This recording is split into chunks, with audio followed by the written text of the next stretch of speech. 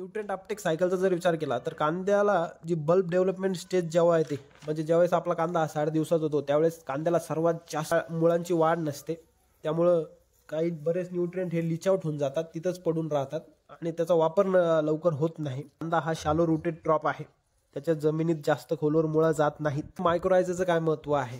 Micro phosphorus देतो, तो एका जागी स्थिर होतो आणि नायट्रोजन जो आहे तो जर जास्त पाणी दिलं तर तो जमिनीच्या जास्त खोलवर जाऊन त्या ठिकाणी मुळांच्या कक्षेच्या बाहेर चालला जातो.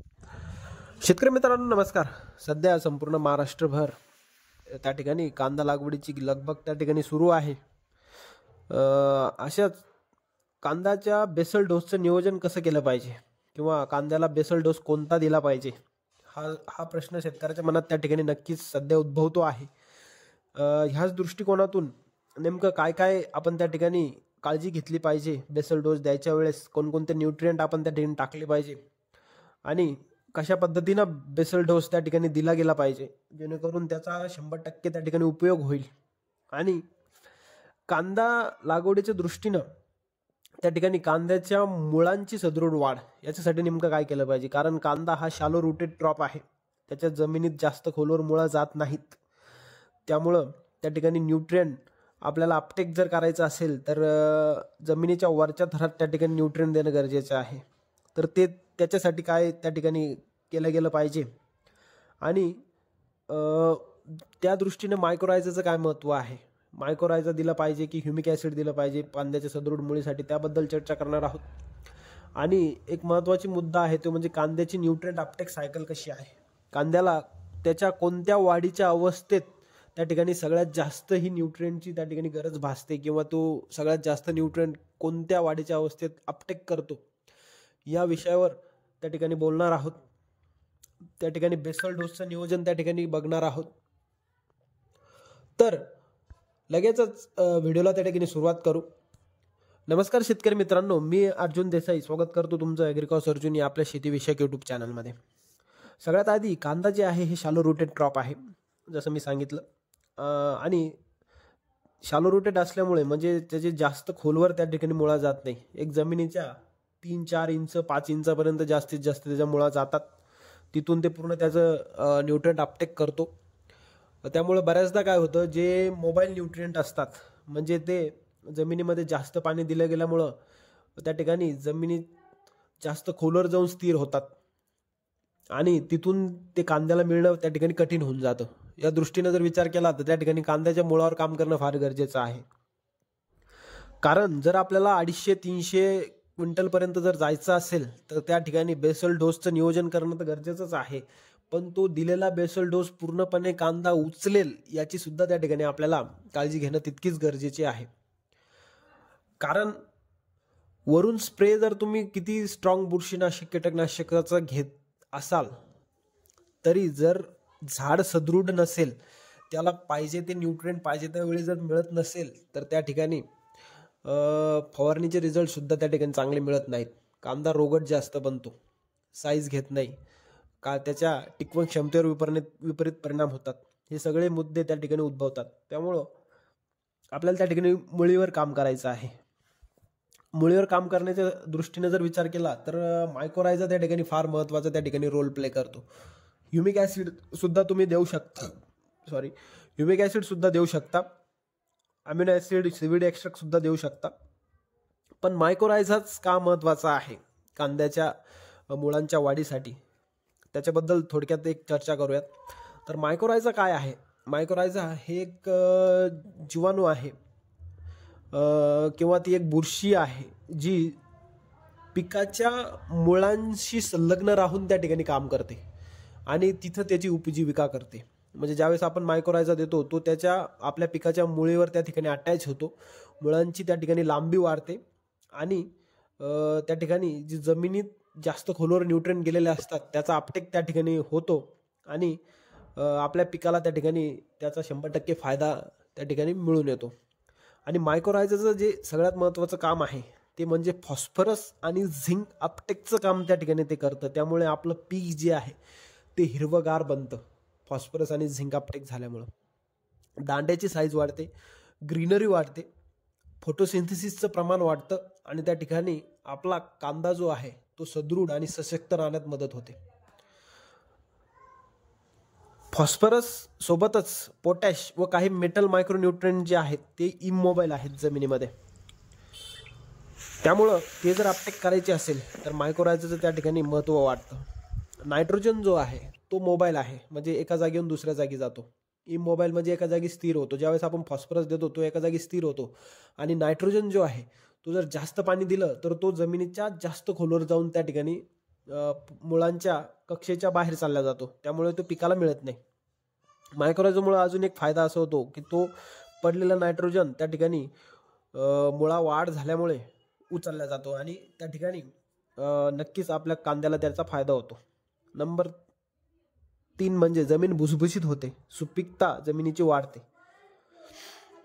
जर बेसल डोसचा आपण विचार केला तर त्या ठिकाणी कांदा हे शॅलो रुटेड असल्यामुळे जमिनीच्या वरच्या भागात त्या ठिकाणी आपल्याला खतं देणं गरजेचे आहे.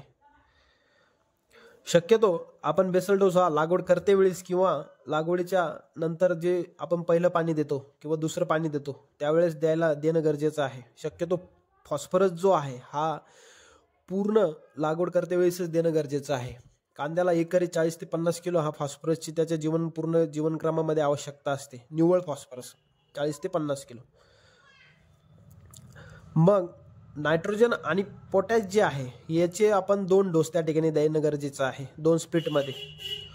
कारण आपण जर चार्टवर जर बघितलं तर न्यूट्रिएंटची जी गरज आहे ती कांद्या पिकाला जी अपटेक सायकल आपण बघणार आहोत त्याच्याबद्दल बोलूयात.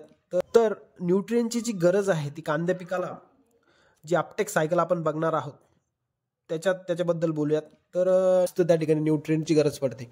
मग त्याचा जर विचार केला तर त्याला त्यावेळेस सगळ्यात जास्त हा नायट्रोजन लागतो, त्यानंतर पोटॅश लागतो, त्यानंतर कॅल्शियम लागतो, त्यानंतर सल्फर लागतो, मग फॉस्फरस लागतो आणि सगळ्यात शेवटी हा मॅग्नेशियम त्याला त्या ठिकाणी मेजर न्यूट्रिएंट्स पैकी लागत असतो.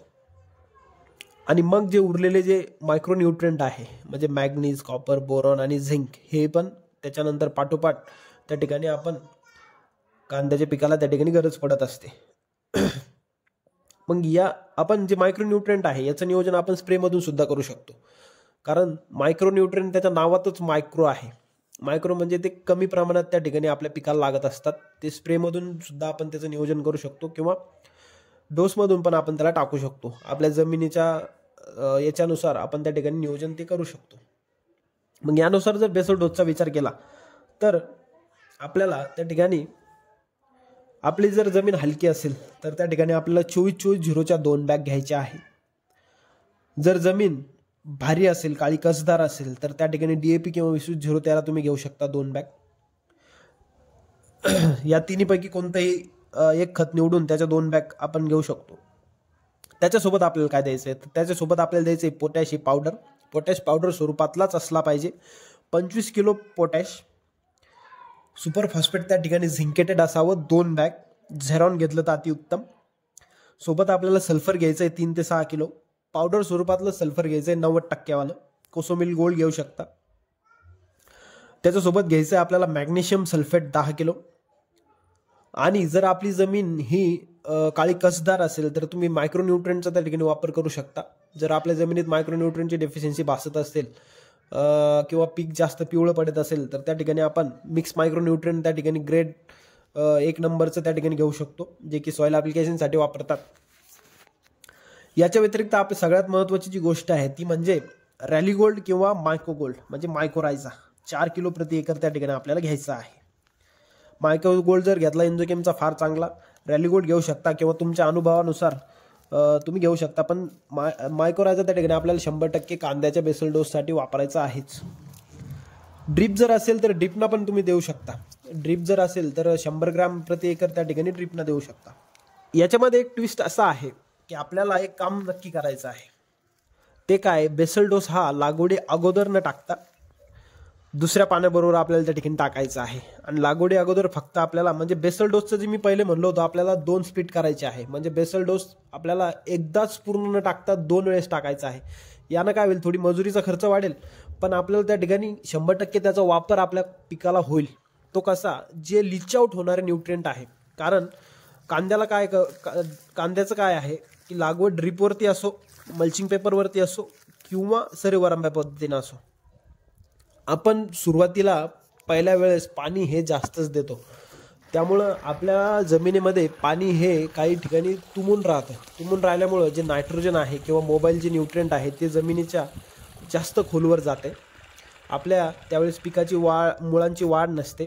त्यामुळं काही बरेच न्यूट्रिएंट हे लीच आउट होऊन जातात, तिथंच पडून राहतात आणि त्याचा वापर लवकर होत नाही. त्यामुळं मुळांची वाढ नसल्यामुळं डोसची परिणामकारकता कमी होत.